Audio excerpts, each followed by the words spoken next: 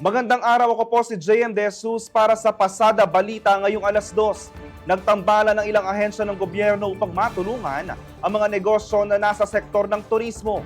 Aabot sa 20 milyong piso maaring hiramin ng mga micro, small and medium enterprises o MSMEs sa tourism industry sa pamamagitan ng Turismo Ascenso Multi-Purpose Loan.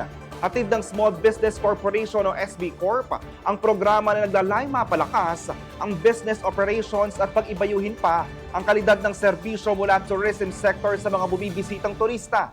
Inilunsad ang adhikaing ito matapos ang matagumpay na paglagda ng Memorandum of Agreement sa pagitan ng DOT at ng Department of Trade and Industry o DTI nito nakaraang Abril.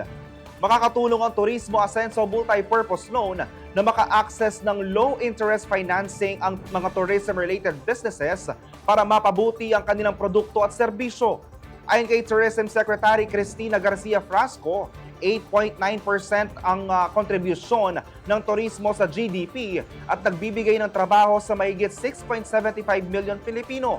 Kaya naman nagpapasalamat ang kalihim sa suporta ni Trade Secretary Cristina Roque para sa kapakanan ng entrepreneurs ng tourism economy.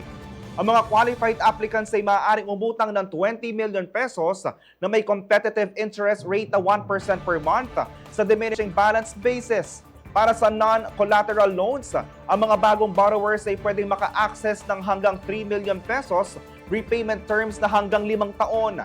Pwedeng maka-avail sa programa ang mga Filipino-owned registered business o may at least 60% Filipino ownership. May magandang track record sa business na hindi bababa sa isang taon. May asset size na hindi lalampas ng 100 million pesos at walang past due account sa anumang programa ng SB Corp at walang major negative credit findings.